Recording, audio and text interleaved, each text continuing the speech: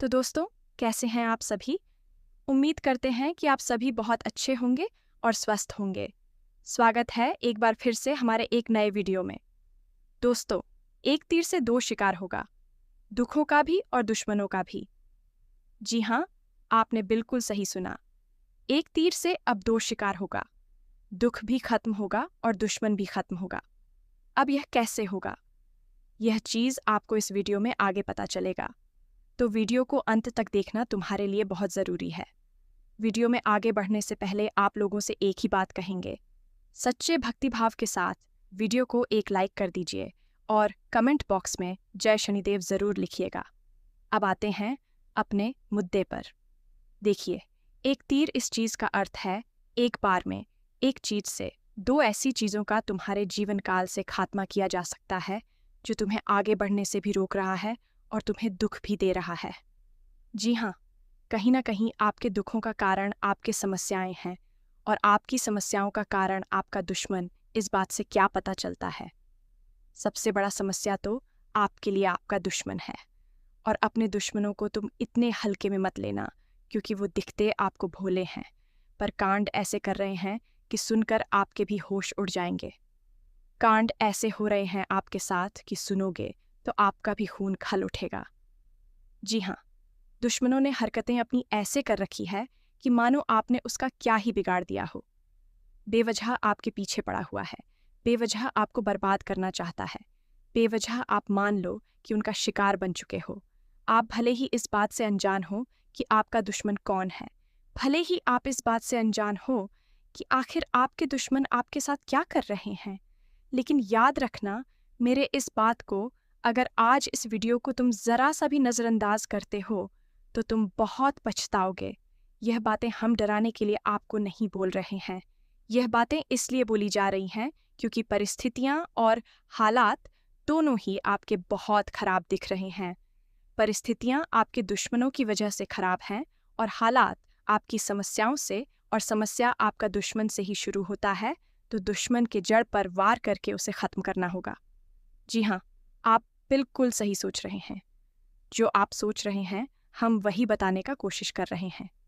हर चीज़ का एक ही जड़ होता है, हर समस्या का एक ही जड़ होता है, और वही समस्या कई ऐसे रूपों में फैल जाता है कि आप उलझ जाते हो। आप समझ नहीं पाते कि ये हो क्यों रहा है। आप समझ नहीं पाते हो कि ये तंगी, ये दुख, ये कंगाली, ये हमारे जीवन काल में मानो कि भगवान हमसे रूठ गए हों। ऐसा क्यों? ऐसा इसलिए क्योंकि आपके घर में अगर मैं बोलूं कि तंत्र मंत्र हुआ है तो इस बात को आप अंधविश्वास भी समझ सकते हैं, लेकिन यह अंधविश्वास नहीं है। देखो, अब क्यों अंधविश्वास नहीं है यह चीज़ भी हम बताएंगे। यूं ही हम हवा में बातें नहीं कर रहे। अब मान लीजिए, आप सोच कर देखिए कि समस्याएं आपके जीवन में क्यों आएगी, क्यों आपके बनते बनते काम बिगड़ेंगे। आप जब इतना मेहनत कर रहे हो फिर भी ऐसा क्यों कि आपको मानो फल ही नहीं मिल रहा। जब आपके कर्म भी अच्छे हैं, आप भक्ति भाव पर भी ध्यान देते हो, लेकिन फिर भी समस्या क्यों? क्या भगवान आपसे नाराज हैं? और भगवान किसी भक्त के ऊपर आखिर क्यों नाराज होंगे? तो यह सब चीजें नहीं है कि आपके ऊपर भगवान नाराज हैं, आपकी भक्ति में कोई कमी है, आप कोई गलत पाप के काम किए हो, ऐसा कुछ नहीं है। ऐसा सोचना भी मत। ये सब चीजें शुरू हो रही हैं उस तांत्रिक क्रिया से जो तुम्हारा दुश्मन बार बार हर बार करने की कोशिश कर रहा है। अभी तो आपका दुश्मन सफल नहीं हो पा रहा, लेकिन कुछ न कुछ तो आपके जीवन में प्रभाव इस चीज़ का पड़ता हुआ दिखाई दे रहा है। अब इस पूरे गेम को समझिए कि आखिर दुश्मनों से समस्या का शुरुआत होकर इतने अलग अलग रूप में क्यों फैल रहा है। देखिए, शुरुआत कहाँ से हो रहा है? आपके दुश्मन से। क्यों हो रहा है? उस तांत्रिक क्रिया से। अब यह तांत्रिक क्रिया का क्या प्रभाव पड़ रहा है?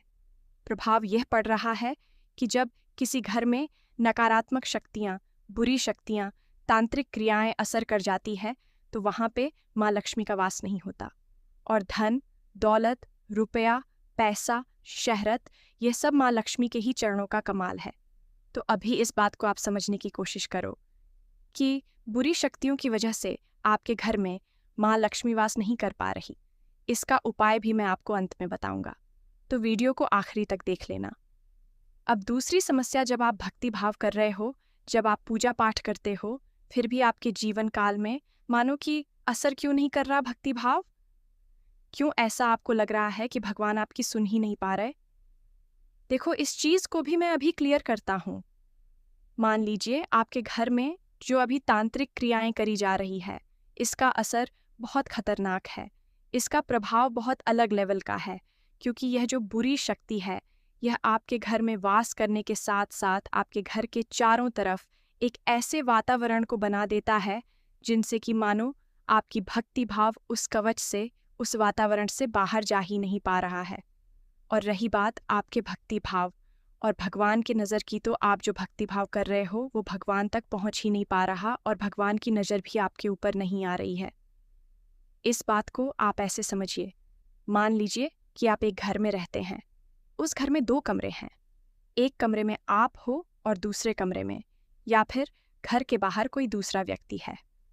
आप कमरे से बाहर के व्यक्ति को बुलाने की कोशिश कर रहे हो। बाहर की व्यक्ति से मानो कुछ चीज़ आप मंगाने की कोशिश कर रहे हो, कुछ बताने की कोशिश कर रहे हो, तो घर बंद होने के कारण आपकी आवाज़ बाहर वाले व्यक्ति के पास नहीं पहुंच पाएगी। तो सेम यही स्थिति आपके घर की अभी हो रखी है। आपके घर के चारों ओर बुरी शक्तियों का प्रभाव है, जिनसे आपकी पुकार, आपके भक्ति भाव का असर बाहर नहीं पड़ रहा। अब रही बात इस चीज़ की कि आप तो मंदिर भी जाते होंगे, आप मंदिर जाकर पूजा पाठ करते होंगे, किसी धार्मिक स्थान पर जाते होंगे। तो फिर ऐसा क्यों? देखिए, आप धार्मिक स्थान पर जाते हैं, बहुत अच्छी बात है, बहुत अच्छी। लेकिन धार्मिक स्थान पर आप जाते हैं, पर आपको वृद्धि कहाँ करना है? घर में करना है। माँ लक्ष्मी का वास आपको कहाँ चाहिए? घर में चाहिए। आप कुल मिलाकर देखो तो आपका घर, आपका बहुत मान लो कि एक संसार के जैसा है। तो वहीं पे अगर आपकी पुकार को भगवान सुन नहीं पा रहे तो दिक्कत तो है। अब इस बात को तो आज समझ चुके हो कि दुश्मन क्या कर रहा है और दुश्मन के उस करतूतों का आपके जीवन में कितना बुरा असर पड़ रहा है। अब इन बुरे असर को ख़त्म करना है तो सबसे पहले तुम्हें इस चीज़ के जडीडीएच पे वार करना होगा। जी हाँ, अगर जडीडीएच पे वार कर दोगे तो फिर मान लो आप एक तीर से 2 शिकार कर रहे हो। देखो, दुश्मन के जडीडीएच पर अगर वार करोगे तो दुश्मन भी खत्म होगा और उनके बुरी शक्तियों का भी अंत होना शुरू हो जाएगा। नए नए बुरी शक्तियाँ वे आपके ऊपर प्रभावित नहीं कर पाएंगे। तो वार कहाँ करना है? दुश्मन की जड़ पर। वार कैसे करना है वो भी हम बताएंगे। तो इसीलिए इस वीडियो का जो मुद्दा था वो था, एक तीर से 2 शिकार होगा। जी हाँ, और अब क्या चीज़ें आपके जीवन काल में चल रही हैं, यह चीज़ भी हम क्लियर कर चुके हैं। ये भी कह सकते हैं कि दूध का दूध और पानी का पानी हम कर चुके हैं। तो अब सबसे महत्वपूर्ण पार्ट इस वीडियो का, दुश्मन का जड़ कहाँ है? आ रहा है ना सवाल आपके मन में? बता रहा हूँ, रुक जाइए। देखिए, हर चीज़ आप समझ चुके हो। अब समझने वाली बात है कि दुश्मन का जड़ क्या है। आप ज़रा सोच कर देखिए कि आपके दुश्मन ने इतना बुरा काम किया, इतना उन्होंने पाप का काम किया। ये जो बुरी शक्तियाँ किसी के ऊपर भेजी जा रही है, तो यह तो बुरा काम है ना, यह तो पाप के काम है। अगर यह पाप के काम शनिदेव के नज़र में पड़ जाए, तो अगर यह पाप के काम हनुमान जी के नज़रों में पड़ जाए तो क्या होगा? न्याय के देवता शनिदेव महाराज और महाबली, महाशक्तिशाली हनुमान जी के सामने कोई भी बुरी शक्ति का क्या हाल हो सकता है, वो चीज़ तो आप जानते ही हैं।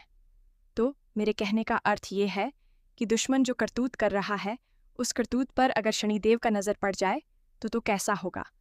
आपको यही हथकंडा अपनाना है। आपको कुछ नहीं करना, सब प्रभु की लीला और प्रभु की महिमा से हो जाएगा।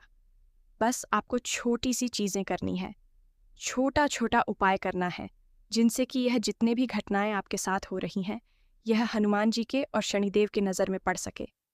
क्या करना है आपको? ध्यान से सुनिए। देखिए, आप हनुमान जी या फिर शनिदेव जी, इन दोनों में से किसी का भी उपाय आप कर सकते हो। एक भी करोगे तो चलेगा। हम दोनों आपको एक एक करके बताते हैं। पहले शनिदेव वाला, तो शनिवार का दिन आपको पता है कि शनिदेव का दिन होता है। इस दिन आपको, अगर आपके घर के आसपास कहीं शनि मंदिर है तो आप वहाँ जाइए। आपको पता होगा शनि मंदिर में तेल चढ़ाया जाता है, तो जो तेल शनिदेव के चरणों में या फिर शनिदेव को चढ़ाया जाता है, उस तेल को आप अगर हो सके तो थोड़ा सा अपने घर लाइए। पूजा पाठ करने के बाद आप अपने घर लाइए। या फिर अगर आपको हनुमान जी वाला अभी बताएंगे, शनिदेव जी के चरणों में या फिर कहीं आपको बेलपात मिल जाए, चढ़ावा मिल जाए, तो थोड़ा सा आप एक मुट्ठी सच्चे भक्ति भाव के साथ उठाइए और अपने घर आइए। घर आने के बाद अगर आपके घर में पूजा का स्थान है जहाँ आप पूजा करते हैं, धूप अगरबत्ती जलाते हैं, उस जगह पर उस चीज़ को रख दें। फिर आपको क्या करना है, आपको अपने घर में गंगा जल का छिड़काव करना है। अब गंगा जल का छिड़काव करने से ये होगा कि बुरी शक्तियाँ कुछ देर के लिए आपके घर से बाहर जाएंगी, और बुरी शक्तियाँ जब घर से बाहर जाएंगी तो फिर आपको क्या करना है कि वो जो आप अपने एक मुट्ठी बेलपात या फिर चरणों का प्रसाद लाए थे, वो आपको अपने घर के हर कमरे में धूप अगरबत्ती के साथ लेकर जाना, हर कमरे में हर कोने में जाना है।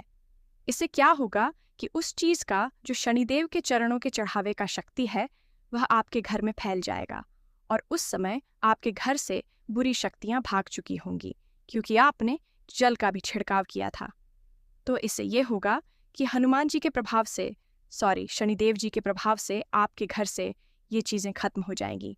और यह प्रक्रिया करने के बाद आप भक्ति भाव करोगे तो आपके ऊपर शनिदेव का नज़र पड़ेगा। अब यही सेम टू सेम उपाय आपको हनुमान जी के उपाय का भी करना है। आप मंगलवार के दिन हनुमान मंदिर जा सकते हैं। वहाँ से उनके चरणों में पड़ा हुआ फूल, बेलपात प्रसाद अपने घर ला सकते हैं। यही उपाय आप कर सकते हैं। और अगर हनुमान जी का आप उपाय करते हैं तो आपको यह सब उपाय करने के बाद हनुमान चालीसा का पाठ करना है। और अगर आप शनिदेव वाला उपाय अपनाते हैं तो आपको शनि मंत्र का उच्चारण करना है, यह सब धूप अगरबत्ती जलाने के साथ साथ। तो अब आपको यह सब करने के बाद फ़ायदा क्या क्या होगा, यह चीज़ देखिए। अब जब भी आपका दुश्मन दोबारा आपके ऊपर तांत्रिक क्रिया करने की कोशिश करेगा, तो उस समय आपके भक्ति भाव की वजह से, आपके शनि मंत्र उपचार की वजह से, उपचारण की वजह से, या फिर हनुमान चालीसा के उपचारण की वजह से आपके ऊपर हनुमान जी का शनिदेव का नज़र पड़ेगा। और आपके ऊपर जब नज़र पड़ेगा तो पता चलेगा हनुमान जी और शनिदेव जी को कि आपके साथ कितना बुरा हो रहा है, आपके घर में कितने बुरी शक्तियों का अभी प्रभाव मंडरा रहा है, सब दिख जाएगा। और यह दिखने के बाद यह भी पता लग जाएगा, यह भी दिख जाएगा हनुमान जी और शनिदेव जी को कि यह सब कौन कर रहा है। और न्याय तो आपके साथ होगा। शनिदेव का न्याय कितना भयंकर होता है यह भी आपको पता है। तो यह सब चीज़ें हो जाने के बाद खुद ब खुद आपके दुश्मन खून के आंसू मानो रोएगा।